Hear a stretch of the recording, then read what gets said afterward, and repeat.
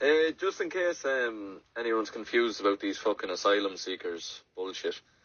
There's holiday cottages in Robertstown out near Allen Wood, and who the fuck would want to go on holidays to Robertstown? But they moved in a bunch of men, of course, into these. Last night we were in Glennon's for 30th, and there was some music bingo on, so we went up, had a meal, and then we stayed and had drinks. And coach, our camogie coach, was there with his wife, and his wife wasn't drinking. As we were leaving, it was about 12 o'clock, I think, or half 12, and I didn't notice anything, but anyways, we chatted to them at the door, and we left then. When we came over to Allen Wood this morning, the cross was really, really quiet. It was really eerie.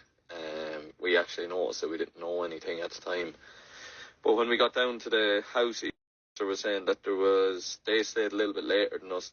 She was dropping her cousin back to Kilmeague, and when she came back, she said there was absolutely killings up at the cross last night in the pub in Glennon's, and that hurling coach was involved.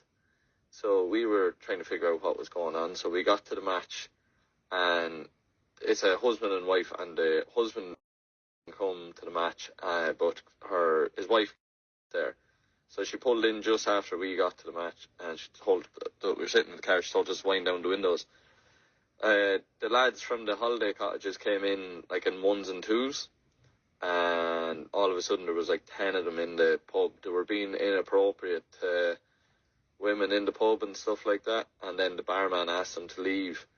They bet the bollocks out of the barman. They dislocated his shoulder, his face. They were kicking him on the ground, everything. The hurling coach tried to help out as well, and he also got stamped on his head and quite badly broken up now. They fucking hammered the shite out of him. His wife wasn't drinking. She was screaming, trying to get them to get off him. And they absolutely hammered them, and another husband and father and son that were drinking in the pub as well. Now, if they had done it 15 minutes earlier, myself, Mark, and another dozen lads would have been in the pub and would have not sorted it, but tried to de-escalate it or protect the lads anyways. But our football camogie coach actually went out to try and pull the barman back into the pub away from them. And then they all jumped into a car and sped off up the road, so they did. And then the guards and armed two lads were knocked unconscious, and then the barman had his collarbone broken or dislocated, and a bunch of kicks to the head and cuts on the back of his head and everything like that. So this is what we're bringing in. This is the fucking scumbags we're letting in, and how they carry on in pubs. So it's cat.